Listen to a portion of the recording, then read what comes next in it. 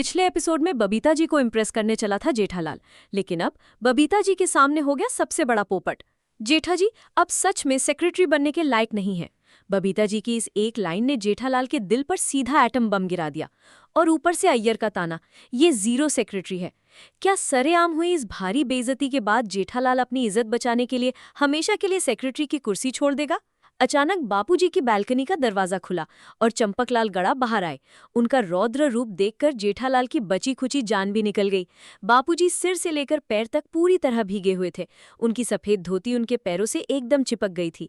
चश्मा एक कान पर अजीब तरह से लटक रहा था और उनके हाथ में उनका फेवरेट लकड़ी वाला छाता था, जो अब पानी के भयानक प्रेशर से टूटकर बिल्कुल उल्टा हो चुका था। बापूजी किसी भीगे हुए और खूंखार एंग्री बर्ड की तरह लग रहे थे। गाइज, मैंने ऐसे गुस्से वाले बापूजी आज तक नहीं देखे। ऐसा लग रहा था कि वो जेठालाल को आज कच्चा चबा जाएंगे, वो भी बिना नमक के। जेठिया, बापूजी की खतरनाक दहाड़ ने पूरे गोकुलधाम को हिला गया। जेठालाल कीचड़ में ही घुटनों के बल बैठ गया। उसने तुरंत अपने हाथ जोड़ लिए। बापूजी, वो पाइप अचानक हाथ से फिसल गया था, मेरी कोई गलती नहीं है। बापूजी तेजी से सीढ़ियां उतरते हुए नीचे आए। पाइप फिसल गया था या तेरा छोटा सा दिमाग फिसल गया है? तू इस सोसाइटी का सेक्रेटरी है या कोई आतंकवादी? तूने मेरे कमरे में पूरी बाढ़ ला दी है। बापूजी ने अपने टूटे हुए छाते से जेठालाल को पीटना शुरू कर दिया। धाड़ धाड़। जेठालाल कंपाउंड में गोल गोल भागने लगा। वो आगे आगे और बापूजी पीछे पीछे। उधर भिड़े अपने गले में टूटे हुए पापड़ की माला पहनकर नीचे आ गया। मेरे 3 किलो उड़द दाल के स्पेशल पापड़। इस जेठालाल ने मेरी माधवी की हफ्ते घर की पूरी मेहनत पानी में मिला दी। जेठालाल भागते भागते चिल्लाया, अरे भिड़े भाई, मैं दुकान से नए पापड़ ला दूंगा, तुम बीच में मत बोलो। तभी पोपटलाल अपना काला छाता लेकर वहां आ गया। उसका छाता भी पानी के झटके से भीगकर फट चुका था। कैंसिल। जेठालाल का सेक्रेटरी पद अभी के अभी कैंसिल करो। ये आदमी पूरी सोसाइटी डुबा देगा। गोकुलधाम में एक मिनी महाभारत शुरू हो गई थी। हर कोई जेठालाल पर भूखे शेर की तरह टूट पड़ा था। पर असली दर्द तो तब हुआ जब बबीता जी सामने आई। वो बहुत नाराज दिख रही थी।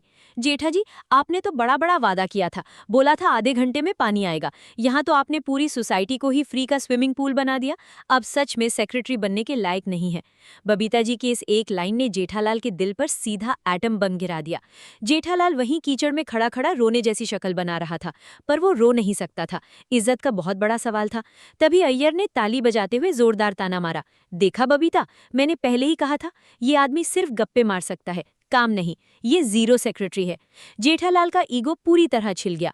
सेक्रेटरी की कुर्सी हाथ से जा रही थी, बबीता जी के सामने भारी बेइज्जती हो रही थी और ऊपर से बापूजी की बेतहाशा मार पड़ रही थी। गाइज, इसे कहते हैं सिर मुंडाते ही ओले पड़ना।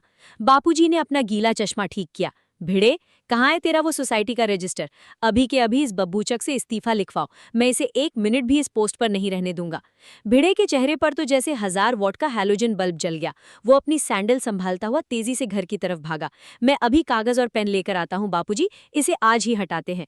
जेठालाल को लगा कि ये तो बहुत बड़ा पॉलिटिकल गेम हो गया। उसने अपनी आखिरी चाल चली। जेठालाल सीधे बापूजी के पैरों में गिर पड़ा। बापूजी, सिर्फ एक मौका, इस सिर्फ एक आखिरी मौका प्लीज, मैं सब कुछ एकदम चकाचक कर दूंगा। बापूजी ने गुस्से से अपना पैर पीछे खींच लिया। क्या चकाचक करेगा तू? पूरा कंपाउंड कीचड़ से भर दिया है।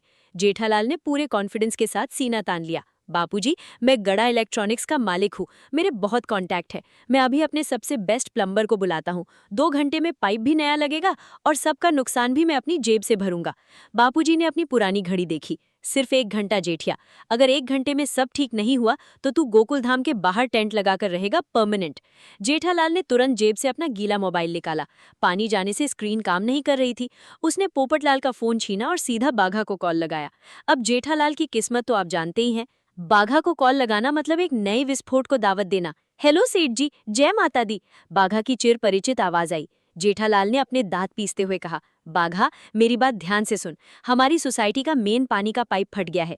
तू जल्दी से बाजार जा, सबसे बड़ा वाला प्लम्बर और मोटा पाइप लेकर सीधा गोकुलधाम आ जा, बहुत इमरजेंसी है। बाघा ने भारी उत्साह से कहा, अरे सेठ जी, आप बिल्कुल फिक्र मत करो, आपका बाघा ऐसा तगड़ा जुगाड़ लाएगा कि पूरी सोसाइटी हमेशा के लिए खुश हो जाएगी। जेठालाल ने फोन काटा और राहत की गहरी सांस ली। गाइस, जेठालाल को लगा कि बाघा सच में कोई चमत्कार करेगा, पर उसे ये नहीं पता था कि बाघा का चमत्कार हमेशा एक बहुत बड़ा चमत्कारिक ब्लंडर ही होता है। जेठालाल ने बहुत गर्व से सबको देखा। देखा बापूजी, मेरा आदमी बस आ ही रहा है, सब फर्स्ट क्लास हो जाएगा, आप टेंशन मत लो। अब 1 घंटा बीतने वाला था। जेठालाल ने कंपाउंड के नल से अपना कीचड़ वाला मुंह धो लिया था। कपड़े थोड़े साफ कर लिए थे। भिड़े हाथ में इस्तीफा और पेन लेकर बिल्कुल तैयार खड़ा था। माधवी नए पापड़ बेलने की सोच रही थी। अचानक गोकुलधाम के मेन गेट के बाहर एक भारी और अजीब सी आवाज सुनाई दी। पौ पौ। कोई बहुत बड़ा और भारी वाहन आ रहा था। जमीन हल्की हल्की कांपने लगी। जेठालाल खुशी से हवा में उछल पड़ा। लो आ गया मेरा स्पेशल प्लम्बर, अब देखो मेरा कमान। सबने गेट की तरफ गर्दन घुमाई। गेट खुला, लेकिन अंदर कोई छोटा मोटा प्लम्बर नहीं आया। अंदर घुसा एक बहुत बड़ा लाल रंग का फायर ब्रिगेड का ट्रक। जी हाँ, असली दमकल गायनी। ट्रक के ऊपर बाघा और नट्टू काका खड़े थे और उनके हाथ में गड़ा इलेक्ट्रॉनिक्स के बड़े बड़े डिस्काउंट बैनर थे। ट्रक पर बहुत बड़े पीले अक्षरों में लिखा था, गड़ा इलेक्ट्रॉनिक्स का मेगा मॉनसून ऑफर, फ्रिज के साथ बाल्टी एकदम फ्री। ट्रक के अंदर से तेज तेज गुजराती गरबा के गानों की आवाज आ रही थी। पूरा गोकुलधाम सन्न रह गया। बापूजी की आंखें तो फटी की फटी रह गईं। जेठालाल का मुंह इतना बड़ा खुल गया कि उसमें पूरा फाफड़ा एक साथ जा सकता था। बाघा, ये क्या तमाशा है? जेठालाल पूरी ताकत से चिल्लाया। बाघा ट्रक से कूदकर सीधा नीचे आया। सेठ जी, आपने ही तो बोला था कि पाइप फट गया है, बहुत सारा पानी बह रहा है। मुझे लगा सोसाइटी में भयंकर आग लग गई है, इसलिए मैं तुरंत फायर ब्रिगेड ले आया। और साथ में अपनी दुकान का बढ़िया प्रमोशन भी हो जाएगा। एक तीर से दो बड़े शिकार। नट्टू काका ने भी हाँ में हाँ मिलाई। बापूजी ने अपना छाता कसकर पकड़ लिया। जेठिया, तूने आग बुझाने की गाड़ी मंगवाई है?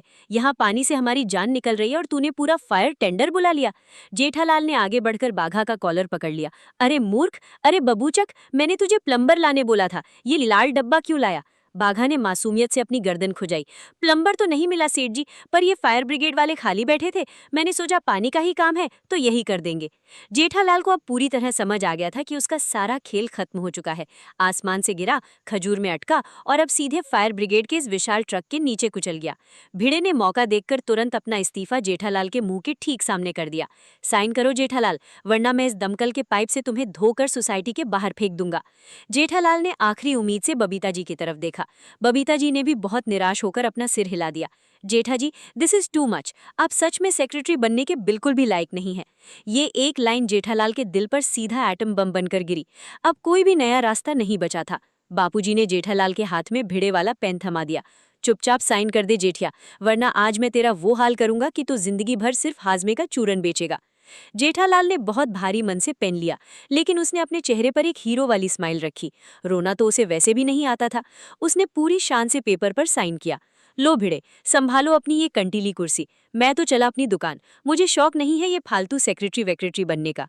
साइन करते ही भिड़े खुशी है पागलों की तरह नाचने लगा। पोपटलाल ने अपना टूटा हुआ छाता हवा में उछाल दिया। कैंसिल, जेठालाल का काला राज हमेशा के लिए कैंसिल। अय्यर ने बबीता को जोर से हाई फाइव दिया और बाघा ने खुशी में ट्रक का सायरन जोर से बजा दिया। गोकुलधाम में एक बार फिर से पुरानी वाली शांति लौट आई। भिड़े फिर से शान से सेक्रेटरी बन गया था और जेठालाल वापस अपना पुराना आम जेठालाल बन गया था।